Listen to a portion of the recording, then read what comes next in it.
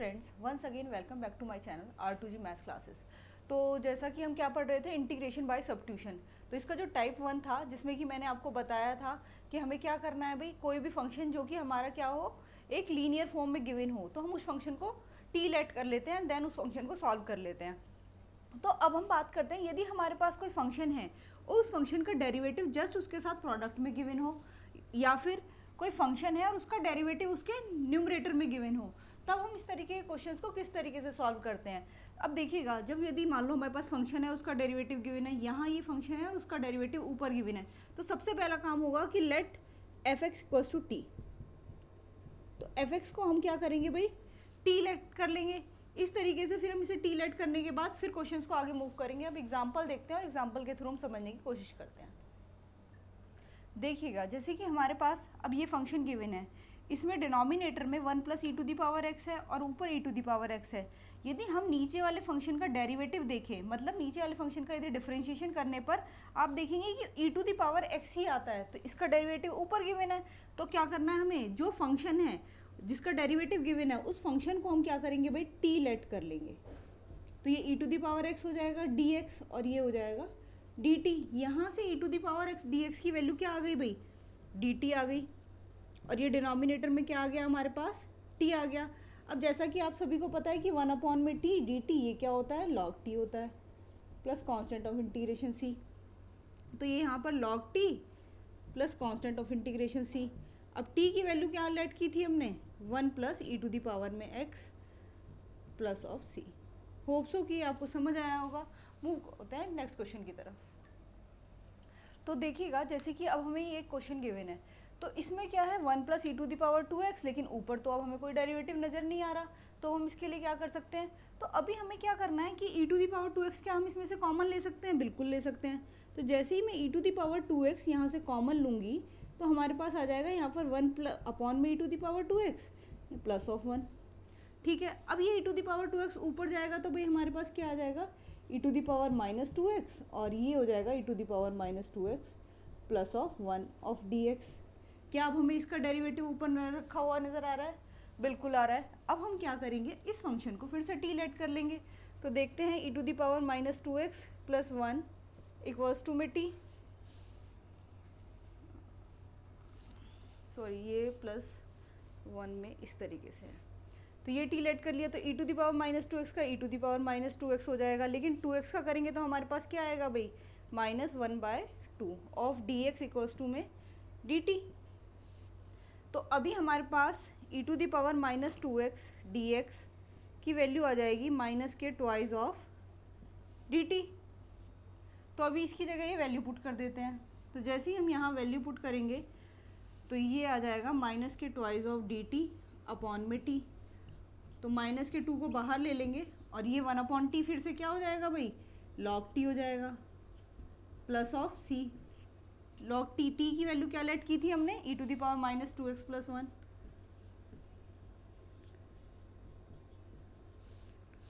Plus 1 plus constant of integration c. Hope so कि आपको समझ आया। जब भी इस तरीके का कोई भी question e to the power में स्पेशली दिया हो, तो आपको क्या करना है, कॉमन करने वाला काम कर लेना है। जब भी डेरिवेटिव ऊपर, तो आपको पता चल जाएगा कि किस तरीके से होगा। तो अब नेक्स्ट क्वेश्चन की तरफ मूव ऑन करते हैं। तो देखिएगा, अब ये हमारा फिर से नेक्स्ट क्वेश्चन है। अब हमारे पास फिर इसमें देखिएगा क्या नज़र आ रहा है, यहाँ देखो आप, कॉस एक्स का डेरिवेटिव क्या होता है भाई, माइनस के साइन एक्स, और साइन एक्स का डेरिवेटिव क्या होता है, कॉस एक्स। मतलब पूरा का पूरा ही डेरिवेटिव हमें ऊपर मिल गया। तो अभी करना क्या है, फिर से cos x plus sine x of d x को टी लेट कर लेना है। तो जैसे ही इसे टी लेट करेंगे, तो कॉस एक्स का माइनस साइन एक्स, और साइन एक्स का करेंगे तो cos x of d x equals to d t. इसकी देख लीजिए, कम्प्लीटली ये वैल्यू हमारे पास आ चुकी है। इसकी जगह हम डी टी पुट कर सकते हैं, तो डी टी अपॉन में टी। तो ये हमारे पास क्या आ गया भाई, इसका इंटीग्रेशन जैसे ही करेंगे, लॉग टी प्लस ऑफ सी। अब टी की वैल्यू जो है वो यहाँ पर हम पुट कर देते हैं,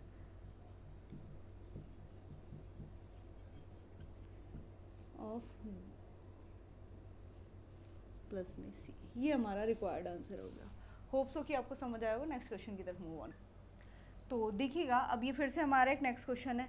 अब इसे प्रोडक्ट के फॉर्म में गिवन है। अब इनमें से क्योंकि कॉस का भी डेरिवेटिव हमें पता है और साइन का भी पता है, तो कौन से वाले को हम लेट करें, ये सबसे बड़ा वाला पॉइंट होता है। तो जिसमें हमारी पावर है हम इस वाले फंक्शन को टी लेट करेंगे, क्योंकि इसका सिंगल में है, डेरिवेटिव तो हमेशा सिंगल फॉर्म में ही आएगा, तो इसे हम टी लेट करेंगे। तो साइन एक्स को जैसे ही हम टी लेट करते हैं तो हमारे पास क्या आएगा भाई, साइन एक्स का डेरिवेटिव क्या होता है, cos x of d x equals to में डी टी।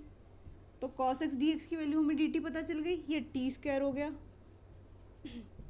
और टी हो गया टी क्यूब अपॉन में 3 plus constant of integration. T की वैल्यू क्या है भाई, साइन एक्स की होल पावर में क्यूब अपॉन में 3 प्लस ऑफ सी। तो ये हमारा रिक्वायर्ड आंसर हो गया। होप सो कि आपको समझ आया होगा। तो देखिएगा ये हमारा नेक्स्ट क्वेश्चन है। अब हमारे पास अब डेरिवेटिव जैसी कोई चीज़ समझ में नहीं आ रही है कि क्या है। तो अभी जब भी एक बात ये आपको ध्यान रखनी है, जब भी आपके पास दो फंक्शंस हैं, दोनों सेम वेरिएबल में हैं और यहाँ पर क्या है, ये दोनों प्रोडक्ट में हो, तो जो रूट के अंदर वाला जो फंक्शन होता है उसे या तो टी स्क्वायर लेट करते हैं या फिर t, as per the conditions हम यूज़ करते हैं कि कब हमें टी स्क्वायर यूज़ करना है और कब टी। जैसे कि मैं इसे अभी यहाँ पर टी लेट करूँगी, जब टी स्क्वायर वाला क्वेश्चन आएगा देन मैं वो आपको भी बता दूँगी। ये टी लेट कर लेंगे तो भाई हमारे पास 4 of d x equals to क्या आ गया, डी टी आ गया। तो डी एक्स की जगह पर आ जाएगा 1 बाय में 4 डी टी। तो सिंपल डायरेक्ट यहाँ पे पुट कर देंगे। अब देखिएगा यहाँ पर ये जो x है, इस x को यहाँ से हमें थोड़ा सिंप्लीफाई करके लाएंगे तो हमारे पास क्या आएगा, t माइनस 3 अपॉन में 4, ये x की वैल्यू आ जाएगी। तो x की वैल्यू यहाँ पर t में कन्वर्ट करके रखते हैं, ये हो जाएगा रूट टी। तो रूट टी को मैं t की पावर हाफ लिख सकती हूँ और dx की जगह पर आ जाएगा 1 बाय में 4 dt। 1 बाय 4 और 1 बाय 4 प्रोडक्ट होके 1 बाय 16 आ जाएगा और ये हो जाएगा t की पावर हाफ और t माइनस के t की पावर फिर से t की पावर हाफ, ये हुआ इनटू में dt।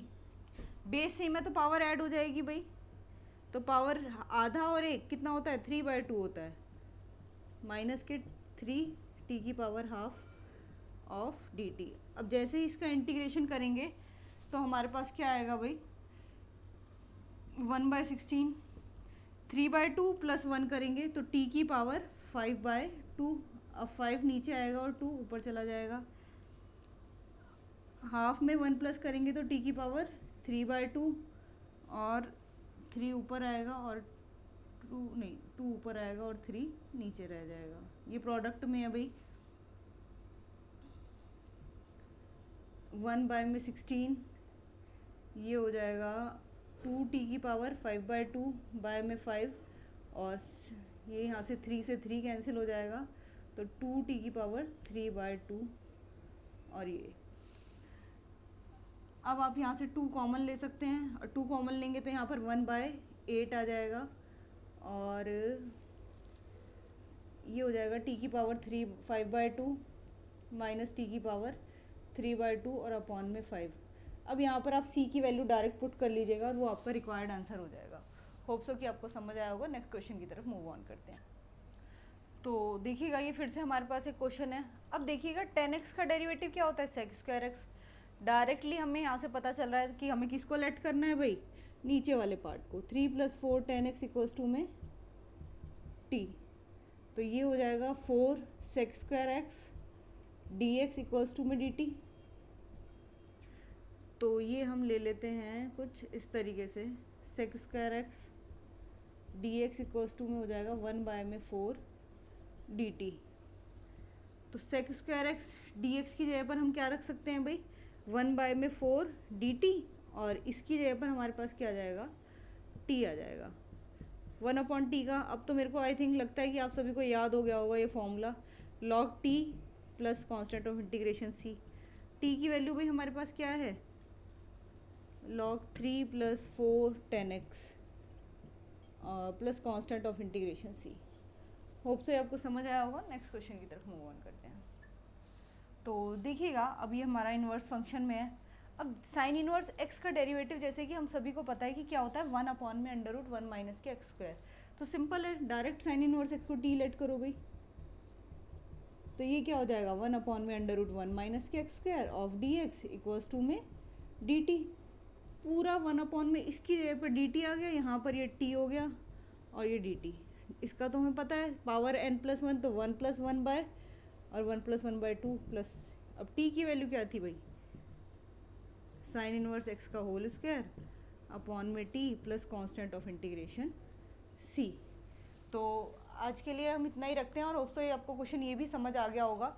तो अभी हमने क्या करा, अभी तक हमने 2 टाइप पढ़ी हैं। फर्स्ट वाली टाइप में हमने क्या किया था कि हमने जो हमारे पास फंक्शन है उसमें हमने उसे भी टी लेट किया था, जो वेरिएबल वाली फॉर्म में होता है हम उस फंक्शन को टी लेट कर रहे थे जो 1 वेरिएबल में होता है और फिर उसे सॉल्व कर रहे थे। अब सेकंड वाले फंक्शन में हमने क्या किया कि जिसका डेरिवेटिव या तो उसके बराबर में दिया हो या फिर उसके न्यूमरेटर में दिया हो या डिनोमिनेटर में, किसी में भी, तब हमने उसे जाके सॉल्व किया था। तो अभी ये इतना है, इसके बाद आगे और क्वेश्चंस करेंगे और मुझे बताइएगा वीडियो में कि कितने क्वेश्चंस आप चाहते हैं कि एक दिन में हम कितने क्वेश्चंस करें। और कुछ शॉर्ट्स वीडियो बनाऊंगी थोड़े डिफ़िकल्ट क्वेश्चंस की, तो आपको वो शॉर्ट वीडियोस जो हैं वो भी ज़रूर देखनी है ताकि आपकी जो कंसेप्ट क्लियरिटी है वो भी होती रहे। और कुछ शॉर्ट ट्रिक्स बताऊँगी उसमें, तो वो सब करते रहिएगा। तो मिलते हैं नेक्स्ट वीडियो में, तब तक के लिए गुड बाय।